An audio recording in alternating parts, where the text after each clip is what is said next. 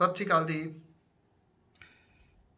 ਮੈਂ ਇੱਕ ਰਿਪੋਰਟ ਪੜ੍ਹ ਰਿਹਾ ਸੀ ਜਿਹਦੇ ਵਿੱਚ ਜਿਹੜੇ ਮੈਂਬਰ ਪਾਰਲੀਮੈਂਟ ਨੇ ਕਿਹਨੇ ਕਿੰਨੀ ਹਾਜ਼ਰੀ ਲਵਾਈ, ਕਿਸ ਆਗੂ ਨੇ ਕਿੰਨੀ ਹਾਜ਼ਰੀ ਲੋਕ ਸਭਾ ਦੇ ਵਿੱਚ ਲਵਾਈ, ਰਾਜ ਸਭਾ ਦੇ ਵਿੱਚ ਲਵਾਈ, ਕਿੰਨੇ ਕਿੰਨੇ ਬੈਨੀਫਿਟ ਜਿਹੜੇ ਉਹ ਇਹਨਾਂ ਨੂੰ ਮਿਲਦੇ ਨੇ।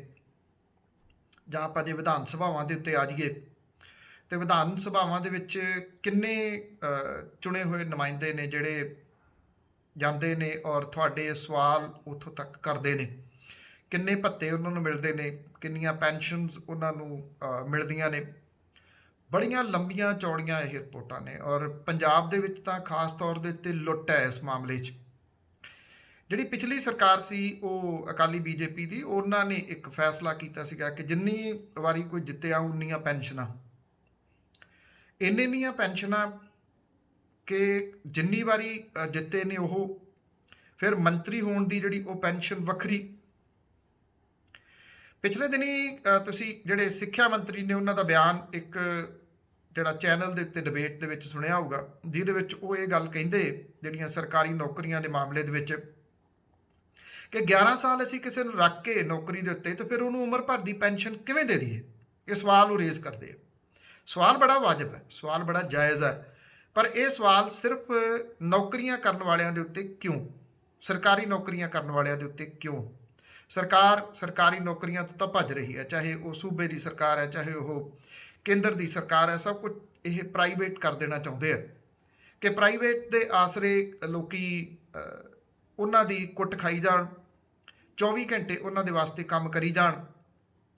ਜੇ ਕੋਈ ਪੜ੍ਹ ਲਿਖ ਕੇ ਕਿਸੇ ਨੇ ਈਟੀਟੀ ਕਰ ਲਈ, ਫਿਰ ਟੈਟ ਪਾਸ ਕਰ ਲਿਆ, ਪਹਿਲਾਂ ਇਹ ਕਹਿਤਾ ਈਟੀਟੀ ਕਰੋ ਫਿਰ ਟੈਟ ਪਾਸ ਕਰੋ, ਜੇ ਫਿਰ ਵੀ ਉਹ ਵਿਚਾਰੇ ਆਪਣੇ ਹੱਕ ਮੰਗਣ ਤੇ ਉਹਨਾਂ ਨੂੰ ਡਾਂਗਾ, ਜਿਵੇਂ ਆ ਹੁਣ ਫੇਰ ਪਈਆਂ ਨੇ। ਇਹ ਕੋਈ ਪਹਿਲੀ ਵਾਰੀ ਨਹੀਂ ਪਈਆਂ ਤੇ ਆਖਰੀ ਵਾਰੀ ਵੀ ਨਹੀਂ ਪਈਆਂ। ਸਵਾਲ ਇੱਥੇ ਸਭ ਤੋਂ ਵੱਡੇ ਰੇਜ਼ ਇਹ ਹੁੰਦੇ ਆ ਕਿ ਕੀ ਇਸੇ ਤਰੀਕੇ ਦੇ ਨਾਲ ਇਹ ਸਾਰਾ ਕੁਝ ਜਿਹੜਾ ਉਹ ਚੱਲਦਾ ਰਹੂਗਾ? ਲੋਕ ਪੜ੍ਹ ਲਿਖ ਕੇ ਡਾਂਗਾ ਖਾਈ ਜਾਣਗੇ, ਡਾਂਗਾ ਖਾਂਦਿਆਂ ਖਾਂਦਿਆਂ ਉਹਨਾਂ ਦੀ ਉਮਰ ਜਿਹੜੀ ਆ ਉਹ ਫਿਰ ਲੰਘ ਜੂਗੀ ਨੌਕਰੀਆਂ ਕਰਨ ਤੋਂ, ਤੇ ਫਿਰ ਉਹ ਕਿਸੇ ਪ੍ਰਾਈਵੇਟ ਫਰਮ ਦੇ ਕੋਲੇ 7-8 ਹਜ਼ਾਰ ਰੁਪਈਏ ਦੇ ਵਿੱਚ ਵਿਚਾਰੇ ਆਪਣੀ ਜ਼ਿੰਦਗੀ ਜਿਹੜੀ ਉਹ ਢੀਚਕ ਮਾਰਦੀ ਕੱਢਣਗੇ। ਫਿਰ ਐਜੂਕੇਸ਼ਨ ਸਿਸਟਮ ਦੇ ਉੱਤੇ ਸਵਾਲੀਆ ਚਿੰਨ੍ਹ ਖੜੇ ਹੁੰਦੇ ਆ ਕਿ ਇੱਥੇ ਫੇਲ ਕੀ ਆ? ਐਜੂਕੇਸ਼ਨ ਸਿਸਟਮ ਫੇਲ ਹੈ, ਸਾਡਾ ਢਾਂਚਾ ਫੇਲ ਹੈ, ਸਿਆਸਤ ਫੇਲ ਹੈ, ਸਿਆਸਤਦਾਨਾਂ ਦੇ ਵੱਲੋਂ ਬਣਾਏ ਜਾਣ ਵਾਲੀਆਂ ਪਾਲਿਸੀਜ਼ ਫੇਲ ਨੇ। ਸਾਰਿਆਂ ਦੇ ਜਵਾਬ ਤੁਹਾਡੇ ਕੋਲੇ ਹੈਗੇ ਨੇ, ਪਰ ਇਹਨੂੰ ਬਦਲੂਗਾ ਕੌਣ? ਫਿਰ ਸਭ ਤੋਂ ਵੱਡਾ ਸਵਾਲ ਇਹ ਬਣਦਾ। ਉਨੀ ਦੇਰ ਤੱਕ ਬਦਲਾਅ ਨਹੀਂ ਆਉਣਾ ਜਿੰਨੀ ਦੇਰ ਤੱਕ ਆਮ ਲੋਕ ਜਿਹੜੇ ਨੇ ਉਹ ਆਪਣੇ ਹੱਕਾਂ ਪ੍ਰਤੀ ਸੁਚੇਤ ਨਹੀਂ ਹੁੰਦੇ। ਬੱਚੇ ਜਿਹੜੇ ਨੇ, ਨਵੀਂ ਜਨਰੇਸ਼ਨ ਜਿਹੜੀ ਆ, ਉਹ ਇਹ ਨਹੀਂ ਸੋਚਦੀ ਕਿ ਅਸੀਂ ਸਿਆਸਤ ਦੇ ਵਿੱਚ ਵੀ ਆਉਣਾ ਤੇ ਸਿਆਸਤ ਦੇ ਵਿੱਚ ਆ ਕੇ ਅਸੀਂ ਇਹ ਬਦਲਾਅ ਕਰਨਾ। ਮੈਂ ਅੱਗੇ ਵੀ ਇੱਕ ਦਿਨ ਗੱਲ ਕਹੀ ਸੀ, ਫੇਰ ਕਹੂੰਗਾ, ਓਵਰਨਾਈਟ ਕੋਈ ਐਮਐਲਏ ਨਹੀਂ ਬਣ ਜਾਂਦਾ, ਰਾਤੋਂ ਰਾਤ ਕੋਈ ਐਮਪੀ ਨਹੀਂ ਬਣ ਜਾਂਦਾ, 5-7 ਦਿਨਾਂ ਦੇ ਵਿੱਚ ਕੋਈ ਰਾਜ ਸਭਾ ਦਾ ਮੈਂਬਰ ਨਹੀਂ ਬਣ ਜਾਂਦਾ। ਨਾ ਇਹ ਪੋਸੀਬਲ ਆ ਤੇ ਨਾ ਇਸ ਤਰ੍ਹਾਂ ਦਾ ਬਣਨਾ ਚਾਹੀਦਾ। ਇਹ ਤਜਰਬਾ ਵੀ ਲਗਭਗ ਫੇਲ ਹੋਇਆ ਕਿ ਕੋਈ ਵੀ ਅਨਨੋਨ ਜੇ ਬੰਦੇ ਚੁੱਕੋ ਤੇ ਉਹਨਾਂ ਨੂੰ ਤੁਸੀਂ ਐਮਐਲਏ ਜਿਹੜਾ ਉਹ ਬਣਾ ਦਿਓ। ਉਹ ਉਹਨਾਂ ਦੇ ਹਾਲਾਤ ਜਿਹੜੇ ਨੇ ਉਹ ਰੱਜੀਆਂ ਮੱਖੀਆਂ ਤੇ ਭੁੱਖੀਆਂ ਮੱਖੀਆਂ ਵਾਲੇ ਵੀ ਉਹ ਹੁੰਦੇ ਦੇਖੇ ਨੇ। ਇੱਕ ਕੋੜੀ ਦੇ ਉੱਤੇ ਬੈਠੀਆਂ ਸਨ ਮੱਖੀਆਂ, ਤਾਂ ਉਹ ਕਿਸੇ ਨੇ, ਉਹ ਵਿਚਾਰਾ ਸੜਕ ਕੰਢੇ ਪਿਆ ਸੀ, ਕਿਸੇ ਨੇ ਉਡਾ ਦਿੱਤੀਆਂ ਇੱਕ ਇਸ ਪੱਖੋਂ ਕਿ ਉਹਦੇ ਵਿਚਾਰੇ ਨੂੰ ਤੰਗ ਕਰ ਰਹੀਆਂ ਨੇ, ਤਾਂ ਉਹ ਉਹਦੇ ਗਲ ਪੈ ਗਿਆ। ਉਹ ਕਹਿੰਦਾ ਵੀ ਇਹ ਰੱਜੀਆਂ ਹੋਈਆਂ ਸੀ ਮੱਖੀਆਂ, ਹੁਣ ਜਿਹੜੀਆਂ ਆ ਕੇ ਬੈਠਣਗੀਆਂ ਉਹ ਜ਼ਿਆਦਾ ਖੂਨ ਚੂਸਣਗੀਆਂ। ਇਹ ਵੀ ਹਾਲਾਤ ਜਿਹੜੇ ਦੀ ਉਹ ਬਣ ਜਾਂਦੇ ਨੇ। ਇਹਦੇ ਵਾਸਤੇ ਓਵਰਆਲ ਬਦਲਾਅ ਦੇ ਵਾਸਤੇ ਜਿਹੜੀ ਨਵੀਂ ਜਨਰੇਸ਼ਨ ਆ ਉਹਨੂੰ ਘੱਟੋ ਘੱਟ ਸਵਾਲ ਜਿਹੜੇ ਆ ਉਹ ਖੜੇ ਕਰਨੇ ਪੈਣਗੇ। ਜਿੰਨੀ ਦੇਰ ਤੱਕ ਆਮ ਵਿਅਕਤੀ ਜਿਹੜਾ ਉਹ ਸਵਾਲ ਨਹੀਂ ਖੜੇ ਕਰਨ ਲੱਗਦਾ, ਉਨੀ ਦੇਰ ਤੱਕ ਕੁਝ ਨਹੀਂ ਹੋਣਾ। ਇਹਦਾ ਇੱਕ ਸੁਝਾਅ ਜਿਹੜਾ ਇਹ ਹੋਲੇ ਮਹੱਲੇ ਦੇ ਉੱਤੇ ਆਇਆ, ਕਿਸਾਨ ਆਗੂਆਂ ਨੇ ਜਿਹੜਾ ਦਿੱਤਾ ਸੁਝਾਅ ਸਹੀ ਹੈ। ਇੰਪਲੀਮੈਂਟ ਕਿਸਾਨ ਆਗੂ ਨਹੀਂ ਕਰਵਾ ਸਕਣਗੇ, ਸੰਯੁਕਤ ਕਿਸਾਨ ਮੋਰਚਾ ਨਾ ਕਰਵਾ ਸਕੇ, ਇਹ ਤੁਹਾਨੂੰ ਆਪਣੇ ਆਪ ਦੇ ਉੱਤੇ ਇੰਪਲੀਮੈਂਟ ਕਰਨਾ ਪਊਗਾ। ਇਸੇ ਹੀ ਪ੍ਰੋਗਰਾਮ ਦੇ ਵਿੱਚ ਇੱਕ ਵੀਡੀਓ ਦੇ ਵਿੱਚ ਮੈਂ ਇੱਕ ਦਿਨ ਗੱਲ ਕੀਤੀ ਸੀਗੀ ਕਿ ਜਿਹੜੇ ਸਾਡੇ ਟੀਚਰ ਸਾਹਿਬਾਨ ਨੇ ਉਹ ਬੱਚਿਆਂ ਨੂੰ ਇੱਕ ਇਹ ਵੀ ਜਾਗ ਜਿਹੜੀ ਉਹ ਲਾਉਣ ਕਿ ਇਸ ਪਾਸੇ ਵੱਲ ਵੀ ਜਾਣਾ, ਤੇ ਦੂਜੀ ਇਹ ਕਿ ਜਿਹੜੇ ਪੜ੍ਹੇ ਲਿਖੇ ਨੇ ਉਹ ਪੰਚੀ ਤੋਂ ਸ਼ੁਰੂ ਕਰਨ, ਪੰਚੀ ਸਰਪੰਚੀ ਵਾਲੇ ਪਾਸੇ ਆਉਣ। ਇੱਥੋਂ ਜੇ ਆਉਂਦਿਆਂ ਆਉਂਦਿਆਂ ਉਹ ਅੱਗੇ ਤੁਰਦੇ ਨੇ ਤੇ ਉਹ ਭਵਿੱਖ ਦੇ ਨੇਤਾ ਹੋ ਸਕਦੇ ਨੇ। ਭਵਿੱਖ ਦੇ ਨੇਤਾ ਮੈਂ ਤਾਂ ਕਹਿੰਦਾ ਕਿ ਭਵਿੱਖ ਦੇ ਵਿੱਚ ਸਾਡੇ ਕੋਲੇ ਨੇਤਾ ਕੋਈ ਨਹੀਂ ਹੈ, ਅਸੀਂ ਲੀਡਰਲੈਸ ਇਸ ਵੇਲੇ ਹਾਂ। ਉਹੀ ਚਾਰ ਕੁ ਨਾਮ ਜਿਹੜੇ ਅਸੀਂ ਸੁਣੀ ਜਾਂਦੇ ਆ, ਉੱਤਰ ਕਾਟੋ ਮੈਂ ਚੜਾਂ, ਉਹਦੀ ਵਾਰੀ, ਫਿਰ ਉਸੇ ਤਰੀਕੇ ਨਾਲ ਜਿਹੜਾ ਉਹ ਚੱਲੀ ਜਾਂਦਾ। ਜਿਹੜਾ ਇਹ ਸੁਝਾਅ ਆਇਆ, ਇਹ ਸੁਝਾਅ ਇਸ ਪੱਖੋਂ ਵਧੀਆ ਕਿ ਪਿੰਡਾਂ ਦੇ ਵਿੱਚ 21 ਮੈਂਬਰੀ ਕਮੇਟੀ ਬਣਾਈ ਜਾਵੇ, ਜਿਹੜੀ ਕਿ ਵੋਟਾਂ ਲੈਣ ਆਉਣ ਵਾਲਿਆਂ ਨੂੰ ਸਵਾਲ ਕਰੇ। ਇਹਦੇ ਵਾਸਤੇ ਪਿੰਡਾਂ ਦੀ ਇਕਜੁੱਟਤਾ ਹੋਣੀ ਬੜੀ ਜ਼ਰੂਰੀ ਹੈ। ਜੇ ਮੰਨ ਲਓ ਕੋਈ 500 12,000 ਤੋਂ ਉੱਪਰ ਪਿੰਡ ਨੇ, 12,700 ਕੁਝ ਪਿੰਡ ਨੇ, 500 ਜਾਂ 1000 ਪਿੰਡਾਂ ਦੇ ਵਿੱਚ ਕਮੇਟੀ ਬਣ ਗਈ, ਇਹ ਨਹੀਂ ਚੱਲਣੀ, ਕਿਉਂਕਿ ਫਿਰ ਇਹ ਹੋਊਗਾ ਕਿ ਬਾਕੀ ਪਿੰਡ ਜਿਹੜੇ ਉਹ ਨਹੀਂ ਬਣਾਉਣਗੇ।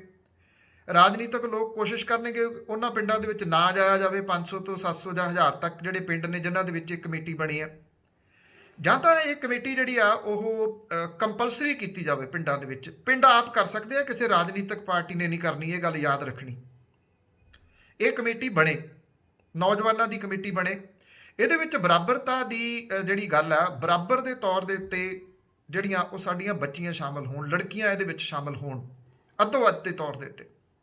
ਜੇ 21 ਮੈਂਬਰੀ ਆ ਤੇ ਬਰਾਬਰਤਾ 8 9 10 ਘੱਟੋ ਘੱਟ ਜਿਹੜੀਆਂ ਉਹਦੇ ਵਿੱਚ ਸ਼ਾਮਲ ਹੋਣ। ਇੱਕ ਤਾਂ ਜੇ ਇਹਦੇ ਵਿੱਚ ਲੜਕੀਆਂ ਦੀ ਸ਼ਮੂਲੀਅਤ ਹੋਊਗੀ, ਲੇਡੀਜ਼ ਦੀ ਸ਼ਮੂਲੀਅਤ ਹੋਊਗੀ, ਤਾਂ ਸਿੱਧਾ ਟਕਰਾਓ ਫਿਰ ਨਹੀਂ ਹੋਊਗਾ, ਉਹਦੇ ਚਾਂਸਸ ਜਿਹੜੇ ਉਹ ਘਟ ਜਾਣਗੇ।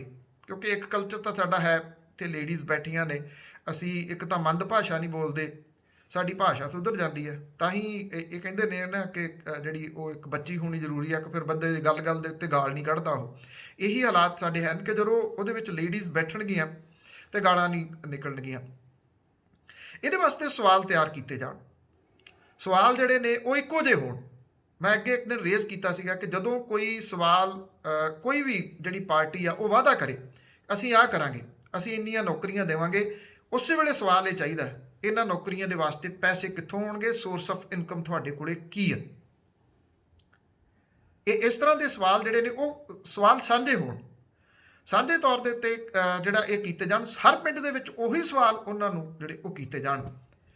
ਪਿੰਡਾਂ ਦੇ ਬਾਰ-ਬਾਰ ਸਾਈਨ ਲੱਗੇ, ਸਾਈਨ ਬੋਰਡ ਲੱਗੇ ਕਿ ਇਸ ਪਿੰਡ ਦੇ ਵਿੱਚ ਵਿਧਾਨ ਸਭਾ ਲੋਕ ਸਭਾ ਦੇ ਵਾਸਤੇ ਸਵਾਲ ਕਰਨ ਵਾਲੀ ਕਮੇਟੀ ਦੇ ਆਹ ਮੈਂਬਰ ਨੇ।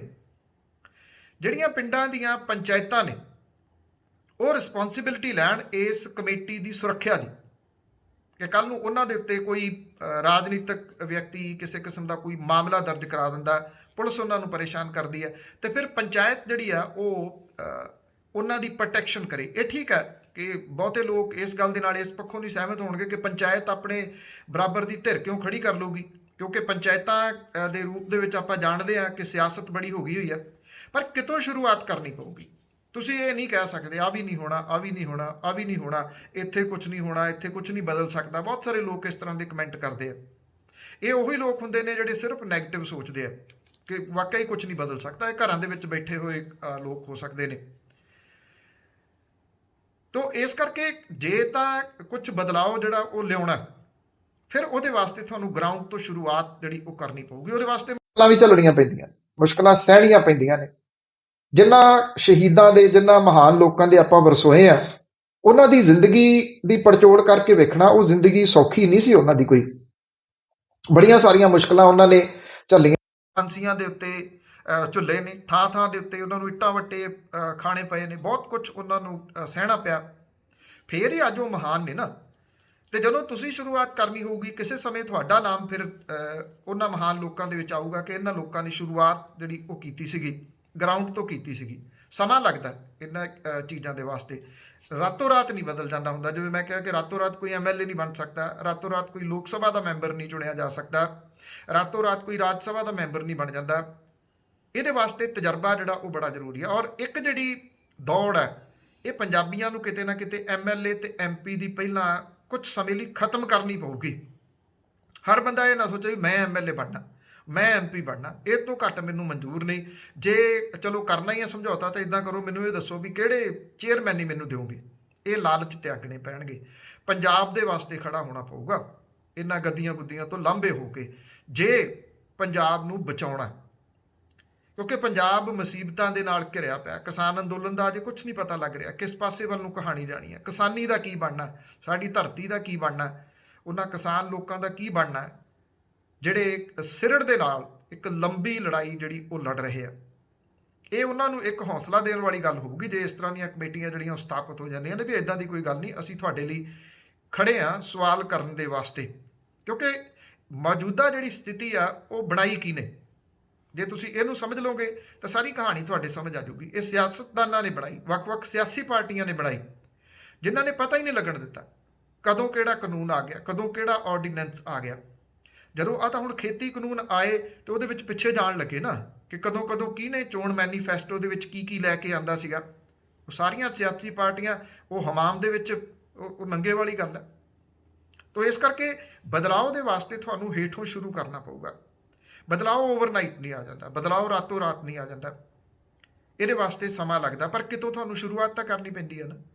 ਜੇ ਤੁਸੀਂ ਕਿਸੇ ਮੰਜ਼ਿਲ ਦੇ ਉੱਤੇ ਜਾਣਾ, ਇਹ ਸੋਚੋਗੇ ਨਾ ਫਲਾਂ ਜਗ੍ਹਾ ਦੇ ਉੱਤੇ ਜਾਣਾ, ਫਿਰ ਤੁਸੀਂ ਰਸਤਾ ਲੱਭੋਗੇ ਵੀ ਕਿਹੜਾ ਡਾਂਡੇ ਮੀਂਡੇ ਜਾਂਦਾ, ਕਿਹੜਾ ਸਿੱਧਾ ਜਾਂਦਾ, ਜਾਂ ਕਿਹੜੀ ਟੋਲ ਰੋਡ ਹੈ, ਕਿਹੜੀ ਬਿਨਾਂ ਟੋਲ ਤੋਂ ਜਾਂਦੀ ਹੈ। ਫਿਰ ਤੁਸੀਂ ਉਸ ਮੰਜ਼ਿਲ ਤੇ ਪਹੁੰਚੋਗੇ ਨਾ, ਰਸਤਾ ਤੈਅ ਕਰਨਾ ਪਊਗਾ। ਇੱਕ ਦੂਜੀ ਜਿਹੜੀ ਅਹਿਮ ਗੱਲ ਸਾਡੀ ਨਵੀਂ ਜਨਰੇਸ਼ਨ ਨੂੰ ਧਿਆਨ ਦੇ ਵਿੱਚ ਰੱਖਣੀ ਪਊਗੀ, ਅਸੀਂ ਇੱਕਦਮ ਕਿਸੇ ਨੂੰ ਸਿਖਰ ਦੇ ਉੱਤੇ ਚੜਾ ਦਿੰਦੇ ਹਾਂ, ਹੀਰੋ ਬਣਾ ਦਿੰਦੇ ਹਾਂ, ਫਿਰ ਇੱਕਦਮ ਉਹਦੇ ਤੋਂ ਪੌੜੀ ਖਿੱਚ ਲੈਂਦੇ ਹਾਂ, ਉਹਨੂੰ ਗਦਾਰ ਵੀ ਮਿੰਟੋ ਮਿੰਟੀ ਜਿਹੜਾ ਉਹ ਕਹਿ ਦਿੰਦੇ ਆ। ਇਹ ਜਿਹੜੀ ਸੋਚ ਹੈ, ਇਹ ਜਿਹੜੀ ਬਿਰਤੀ ਆ, ਸਾਨੂੰ ਬਦਲਣੀ ਪਊਗੀ। ਪਰਖ ਕੇ ਕਿਸੇ ਨੂੰ ਹੀਰੋ ਬਣਾਈਏ, ਬਹੁਤ ਪਰਖ ਤੋਂ ਬਾਅਦ ਜਿਹੜਾ ਉਹ ਹੀਰੋ ਬਣਾਈਏ। ਜਿੰਨੇ ਮਹਾਨ ਲੋਕ ਹੋਏ ਆ ਉਹਨਾਂ ਦੀ ਤੁਸੀਂ ਜੀਵਨ ਦੇ ਬਾਰੇ ਦੇ ਵਿੱਚ ਪੜ੍ਹਨਾ, ਉਹ ਕਿਵੇਂ ਮਹਾਨ ਬਣੇ, ਫਿਰ ਤੁਹਾਨੂੰ ਜਿਹੜਾ ਉਹ ਪਤਾ ਲੱਗ ਜੂਗਾ ਇੱਥੋਂ। ਉਹ ਹਾਲਾਂਕਿ ਉਹ ਕਹਿੰਦੇ ਤਾਂ ਧਾਰਮਿਕ ਜਿਹੜੀ ਸੰਸਥਾ ਦੇ ਬਾਰੇ 'ਚ ਵੀ ਇੱਥੇ ਹਾਥੀ ਤੇ ਚੜਾ ਕੇ ਜਿਹੜਾ ਲਿਆਉਂਦੇ ਆ ਤੇ ਫਿਰ ਖੋਤੇ ਤੇ ਚੜਾ ਕੇ ਛੱਡ ਕੇ ਆਉਂਦੇ ਆ, ਉਹ ਜਿਹੜੀ ਆ ਉਹ ਬਦਲਣੀ ਪਊਗੀ। ਇਹ ਠੀਕ ਹੈ ਕਿ ਅੱਜ ਮੌਜੂਦਾ ਦੌਰ ਦੇ ਵਿੱਚ IT ਸੈੱਲ ਬੜੇ ਸਟਰੋਂਗ ਨੇ, ਵੱਖ-ਵੱਖ ਸਿਆਸੀ ਪਾਰਟੀਆਂ ਨੇ ਆਪੋ ਆਪਣੇ IT ਸੈੱਲ ਬਣਾਏ ਹੋਏ ਨੇ। ਉਹ ਇੱਕਦਮ ਕਿਸੇ ਵੀ ਸੁਝਾਅ ਦੇਣ ਵਾਲੇ ਵਿਅਕਤੀ ਦੇ ਉੱਤੇ ਅਟੈਕ ਕਰ ਦਿੰਦੇ ਆ ਤਾਂ ਕਿ ਉਹਦੀ ਗੱਲ ਜਿਹੜੀ ਆ ਉਹ ਘੱਟੇ ਮਿੱਟੀ ਰੋੜ ਦਿੱਤੀ ਜਾਵੇ। ਪਰ ਅਸੀਂ ਇਹਨਾਂ IT ਸੈੱਲ ਤੋਂ ਡਰ ਕੇ ਇਹ ਵੀ ਨਹੀਂ ਆ ਕਿ ਅੰਦਰ ਹੀ ਵੜ ਕੇ ਬਹਿ ਜਾਈਏ ਤੇ ਆਪਣੀ ਗੱਲ ਹੀ ਨਾ ਕਰੀਏ ਕਿ ਕਿਤੇ IT ਸੈੱਲ ਮੇਰੇ ਉੱਤੇ ਕੋਈ ਅਟੈਕ ਨਾ ਕਰਦੇ। ਮੰਨ ਲਓ IT ਸੈੱਲ ਮੇਰੇ ਉੱਤੇ ਕੋਈ ਅਟੈਕ ਕਰੇ, ਕੀ ਉਹ ਅਟੈਕ ਕਰ ਦੇਣਗੇ? ਮੇਰੀ ਕਿਹੜੀ ਕਰਪਸ਼ਨ ਉਹ ਕੱਢ ਲੈਣਗੇ? ਜਿਹੜੇ ਉਹ ਕਹਿੰਦੇ ਨੇ ਇਹੀ ਕਹਿੰਦੇ ਨੇ ਇਹਦੇ ਉੱਤੇ ਪਰਚਾ ਦਰਜ ਹੋਇਆ ਸੀ ਬਲਾਤਕਾਰ ਦਾ, ਇਹੀ ਕਹਿੰਦੇ ਨੇ ਨਾ, ਜਾਂ ਉਹ ਖਬਰਾਂ ਜਿਹੜੀਆਂ ਲਾਉਂਦੇ ਨੇ ਉਹ ਪਰਚਾ ਕਿਹਨੇ ਕੀਤਾ ਉਹੀ ਇਹ ਖਬਰਾਂ ਲਵਾਉਂਦੇ ਨੇ ਤੇ ਫਿਰ ਉਹਦੇ ਵਿੱਚੋਂ ਅਦਾਲਤ ਨੇ ਬਰੀ ਕੀਤਾ। ਮੇਰੇ ਕੋਲੇ ਉਹਦਾ ਤਰਕ ਹੈ। ਜੇ ਕੋਈ ਤਰਕ ਦੇ ਨਾਲ ਗੱਲ ਕਰੂਗਾ ਤਾਂ, ਵੈਸੇ ਮੈਂ ਅੱਜ ਤੱਕ ਕਦੀ ਇਹਨਾਂ ਲੋਕਾਂ ਦਾ ਜਵਾਬ ਨਹੀਂ ਜਿਹੜਾ ਉਹ ਦਿੰਦਾ ਹੁੰਦਾ ਕਿ ਕੌਣ ਕੀ ਕਹਿ ਰਿਹਾ, ਕਿਉਂਕਿ ਉਹਨਾਂ ਦਾ ਕੰਮ ਉਹੀ ਆ, ਉਹ ਆਪਣੀ ਵਿਚਾਰੇ ਡਿਊਟੀ ਕਰ ਰਹੇ ਨੇ, ਦਿਹਾੜੀ ਤੇ ਰੱਖੇ ਹੋਏ ਨੇ, ਉਹਨਾਂ ਦਾ ਬਹੁਤਾ ਨੋਟਿਸ ਲੈਣ ਦੀ ਲੋੜ ਨਹੀਂ। ਨੋਟਿਸ ਤਾਂ ਉਹਨਾਂ ਲੋਕਾਂ ਦਾ ਲੈਣਾ ਜਿਹੜੇ ਸਾਡੇ ਬੱਚੇ ਨੇ, ਜਿਨ੍ਹਾਂ ਦਾ ਭਵਿੱਖ ਕੱਲ ਨੂੰ ਹੈ। ਮੈਂ ਅੱਗੇ ਵੀ ਇੱਕ ਦਿਨ ਗੱਲ ਕੀਤੀ ਸੀ ਕਿ ਜਦੋਂ ਕਿਤੇ ਸਾਨੂੰ ਯਾਦ ਕਰਨ ਦਾ ਸਮਾਂ ਆਊਗਾ, ਜਦੋਂ ਦੁਨੀਆ ਦੇ ਵਿੱਚ ਨਹੀਂ ਹੋਵਾਂਗੇ, ਤਾਂ ਉਦੋਂ ਘੱਟੋ ਘੱਟ ਸਾਡੀਆਂ ਜਿਹੜੀਆਂ ਨਵੀਆਂ ਜਨਰੇਸ਼ਨਸ ਨੇ ਉਹ ਇਹ ਤਾਂ ਨਾ ਕਹਿਣ ਕਿ ਜਦੋਂ ਪੰਜਾਬ ਦੇ ਬਾਰੇ ਦੇ ਵਿੱਚ ਇੰਨਾ ਕੁਝ ਹੋ ਰਿਹਾ ਸੀਗਾ ਇਹ ਲੋਕ ਚੁੱਪ ਕਰਕੇ ਬੈਠੇ ਹੋਏ ਸੀ, ਉਦੋਂ ਇਹਨਾਂ ਲੋਕਾਂ ਨੇ ਕੋਈ ਸੁਝਾਅ ਨਹੀਂ ਦਿੱਤਾ, ਇਹ ਲੋਕ ਕੁਝ ਨਾ ਬੋਲੇ। ਘੱਟੋ ਘੱਟ ਇਹ ਤਾਂ ਨਾ ਹੋਊਗਾ ਨਾ। ਇਹ ਨਹੀਂ ਪਤਾ ਕਿ ਬੋਲ ਦੇਣ ਦੇ ਨਾਲ, ਕਹਿ ਦੇਣ ਦੇ ਨਾਲ ਸਾਰਾ ਕੁਝ ਬਦਲ ਜਾਂਦਾ, ਪਰ ਬੋਲਦੇ ਰਹਿਣਾ ਵੀ ਤਾਂ ਇੱਕ ਕਿਸਮ ਦੇ ਨਾਲ ਇੱਕ ਡਿਊਟੀ ਹੈ ਨਾ। ਜਿਹੜਾ ਡੱਬੂ ਹੈ ਉਹਦਾ ਕੰਮ ਭੌਂਕਣਾ, ਉਹ ਡਿਊਟੀ ਸਾਡੀ ਲੱਗੀ ਹੋਈ ਹੈ। ਇਦੋਂ ਹੋਰ ਕੀ ਹੋ ਸਕਦਾ ਕਿ ਮੈਂ ਖੁਦ ਕਹਿੰਦਾ ਕਿ ਅਸੀਂ ਡੱਬੂ ਹਾਂ। ਭੌਂਕਣਾ ਸਾਡਾ ਕੰਮ ਹੈ, ਬੋਲਣਾ ਸਾਡਾ ਕੰਮ ਹੈ, ਤਾਂ ਕਿ ਇਹ ਦੱਸਦੇ ਰਹੀਏ ਭਾਈ ਤੁਹਾਡੀ ਜਿਹੜੀ ਚੀਜ਼ ਆ ਉਹਨੂੰ ਕੋਈ ਚੁੱਕ ਕੇ ਨਾ ਲੈ ਜੇ, ਉਹ ਕਿਤੇ ਚੋਰੀ ਨਾ ਹੋ ਜਾਵੇ। ਬਿੜਕ ਆਉਂਦੀ ਆ ਫੇਰ ਹੀ ਭੌਂਕੀਦਾ, ਜਦੋਂ ਬਿੜਕ ਆਉਂਦੀ ਉਦੋਂ ਭੌਂਕਦਾ ਨਾ ਡੱਬੂ। ਬਿੜਕ ਜਿਹੜੀ ਆ ਉਹ ਇਸ ਤਰ੍ਹਾਂ ਦੀ ਹੈ ਕਿ ਪੰਜਾਬ ਦੇ ਵਿੱਚੋਂ ਲੀਡਰਸ਼ਿਪ ਹੌਲੀ ਹੌਲੀ ਕਰਕੇ ਖਤਮ ਕੀਤੀ ਗਈ ਆ। ਇਹ ਪੈਦਾ ਕਰਨੀ ਪਊਗੀ, ਸਾਡੇ ਵਾਲੀ ਜਨਰੇਸ਼ਨ ਤੋਂ ਨਹੀਂ ਹੋਣੀ, ਇਹ ਨਵੀਂ ਜਨਰੇਸ਼ਨ ਦੇ ਵਿੱਚੋਂ ਸਾਨੂੰ ਲੱਭਣੀ ਜਿਹੜਾ ਉਹ ਪਊਗੀ। ਤੇ ਉਹਨਾਂ ਨੂੰ ਆਪਣੀ ਡਿਊਟੀ ਸਮਝਦਿਆਂ ਹੋਇਆ ਥੋੜ੍ਹਾ ਜਿਹਾ ਅੰਗੂਠੇ ਵਾਲੇ ਸਿਸਟਮ ਤੋਂ ਬਾਹਰ ਆ ਕੇ ਕਦੀ ਕਿਸੇ ਨੂੰ ਹੀਰੋ ਮੰਨ ਲੈਣਾ, ਕਦੀ ਕਿਸੇ ਨੂੰ ਹੀਰੋ ਮੰਨ ਲੈਣਾ, ਫਿਰ ਉਹਨੂੰ ਇੱਕਦਮ ਗਦਾਰੀ ਦਾ ਜਿਹੜਾ ਜੀ ਉਹ ਤਗਮਾ ਦੇ ਕੇ ਫਿਰ ਥੱਲੇ ਸੁੱਟ ਲੈਣਾ। ਇਹਨਾਂ ਚੀਜ਼ਾਂ ਨੂੰ ਸਾਈਡ ਤੇ ਰੱਖਦਿਆਂ ਹੋਇਆ ਕੁਝ ਸੋਲਿਡ ਕਰਨਾ ਪਊਗਾ। ਔਰ ਸੋਲਿਡ ਦਾ ਜਿਹੜਾ ਇਹ ਸੁਝਾਅ ਆ ਬੜਾ ਜ਼ਬਰਦਸਤ ਹੈ। ਪਿੰਡਾਂ ਥਾਵਾਂ ਦੇ ਉੱਤੇ 21 ਮੈਂਬਰੀ ਕਮੇਟੀਆਂ ਬਣ, ਇਹ ਨਹੀਂ ਕਿ ਜ਼ਰੂਰੀ ਹੈ 21 ਬਣ, 22 ਬਣਾ ਲਓ, 11 ਕਰ ਲਓ, 20 ਦੀ ਬਣਾ ਲਓ, 10 ਕਰ ਲਓ, 10 ਉਹਦੇ ਵਿੱਚ ਲੜਕੀਆਂ ਹੋਣ, 10 ਉਹਦੇ ਵਿੱਚ ਲੜਕੇ ਹੋਣ। ਸਵਾਲ ਤਿਆਰ ਕਰੋ, ਕੋਈ ਸਵਾਲਾਂ ਦੀ ਲੜੀ ਨਾ ਹੋਵੇ, 50 ਸਵਾਲ ਦੀ, ਸਾਡੇ 25 ਸਵਾਲ ਦੀ, ਨੋ, 5 ਤੋਂ ਵੱਧ ਸਵਾਲ ਨਹੀਂ ਹੋਣੇ ਚਾਹੀਦੇ। ਕਿਉਂਕਿ ਫਿਰ ਤੁਸੀਂ ਸੋਲਿਡ ਗੱਲ ਕਰੋਗੇ। ਪੰਜਵੇਂ ਤੋਂ ਛੇਵਾਂ ਨਾ ਹੋਵੇ। ਉਹ ਸਵਾਲ ਤੁਹਾਡੀਆਂ ਪਿੰਡਾਂ ਦੀਆਂ ਗਲੀਆਂ ਨਾਲੀਆਂ ਦੇ ਨਾਲ ਰਿਲੇਟਡ ਨਾ ਹੋਵੇ। ਉਹ ਸਵਾਲ ਰਿਲੇਟਡ ਹੋਵੇ ਤੁਹਾਡੇ ਇਲਾਕੇ ਦੇ ਨਾਲ, ਪੰਜਾਬ ਦੇ ਨਾਲ। ਇੱਕ ਸਵਾਲ ਇੱਕ ਪਿੰਡ ਦੇ ਵਿੱਚ ਹੋਵੇ ਤਾਂ ਉਹ ਲੱਗੇ ਇਹ ਸਾਰੇ ਪਿੰਡਾਂ ਦਾ ਸਵਾਲ ਹੈ। 10 ਪਿੰਡਾਂ 'ਚ ਹੋਵੇ ਤਾਂ ਉਹ ਲੱਗੇ ਪੰਜਾਬ ਦਾ ਸਵਾਲ ਹੈ। 5 ਸਵਾਲ ਤੋਂ ਵੱਧ ਜਿਹੜੇ ਉਹ ਸਵਾਲ ਨਾ ਹੋਣ। ਜੇ ਕਿਤੇ ਇਹ ਚੀਜ਼ ਜਿਹੜੀ ਆ ਉਹ ਆ ਗਈ ਤੇ ਤੁਸੀਂ ਦੇਖਣਾ ਕਿ ਬਦਲਾਅ ਵਾਲੇ ਪਾਸੇ ਨੂੰ ਕਹਾਣੀ ਤੁਰਨੀ ਸ਼ੁਰੂ ਹੋ ਜੂਗੀ। ਇਹਦੇ ਵਿੱਚੋਂ ਸਾਨੂੰ ਸਵਾਲ ਕਰਨ ਵਾਲੇ ਕਿੰਨੇ ਠਰਮੇ ਦੇ ਨਾਲ ਸਵਾਲ ਕਰਦੇ ਆ, ਉਹਨਾਂ ਦੇ ਕੋਲੇ ਉਸ ਸਵਾਲ ਨੂੰ ਕਰਨ ਦਾ ਲੌਜਿਕ ਹੈ, ਉਹਨਾਂ ਨੇ ਉਹਦੇ ਤੇ ਹੋਮਵਰਕ ਕੀਤਾ। ਬਸ ਇੱਥੋਂ ਸਾਨੂੰ ਲੀਡਰ ਲੱਭਣੇ ਸ਼ੁਰੂ ਹੋ ਜਾਣਗੇ। ਤੇ ਜਿਹੜੇ ਲੀਡਰ ਇਹ ਕਹਿੰਦੇ ਆ ਕਿ ਵੋਟਰਾਂ ਨੂੰ ਤਾਂ ਮੂਰਖ ਬਣਾਉਣਾ ਕੋਈ ਔਖਾ ਨਹੀਂ ਹੈਗਾ, 5 ਸਾਲ ਜਿੱਤਾਂਗੇ, ਉਸ ਤੋਂ ਬਾਅਦ ਫਿਰ 5 ਸਾਲਾਂ ਬਾਅਦ ਆ ਕੇ ਫਿਰ ਮੂਰਖ ਬਣਾ ਲਾਂਗੇ, ਉਹਨਾਂ ਨੂੰ ਜਵਾਬ ਜਿਹੜਾ ਉਹ ਮਿਲ ਸਕਦਾ ਹੈ। ਉਮੀਦ ਹੈ ਕਿ ਇਸ ਸੁਝਾਅ ਦੇ ਉੱਤੇ ਤੁਸੀਂ ਖੁਦ ਵਿਚਾਰ ਕਰੋਗੇ ਔਰ ਇਸ ਸੁਝਾਅ ਨੂੰ ਅੱਗੇ ਜ਼ਰੂਰ ਜਿਹੜਾ ਉਹ ਪਹੁੰਚਾਓਗੇ, ਚਾਹੇ ਆਪਣੇ ਰੂਪ ਦੇ ਵਿੱਚ ਹੀ ਪਹੁੰਚਾ ਦੇਣਾ। ਔਰ ਇਸ ਚੈਨਲ ਨੂੰ ਸਬਸਕ੍ਰਾਈਬ ਤੁਸੀਂ ਕਰ ਰਹੇ ਹੋ, ਉਹਦੇ ਵਾਸਤੇ ਤੁਹਾਡਾ ਤਹਿ ਦਿਲੋਂ ਧੰਨਵਾਦ। ਉਮੀਦ ਹੈ ਕਿ ਅੱਗੇ ਇਹ ਸੁਨੇਹਾ ਵੀ ਪਹੁੰਚਾਓਗੇ ਤੇ ਚੈਨਲ ਨੂੰ ਸਬਸਕ੍ਰਾਈਬ ਕਰਨ ਦੇ ਵਾਸਤੇ ਵੀ ਆਪਣੇ ਦੋਸਤਾਂ ਨੂੰ ਕਹੋਗੇ। ਮਿਹਰਬਾਨੀ। ਸਤਿ ਸ਼੍ਰੀ ਅਕਾਲ।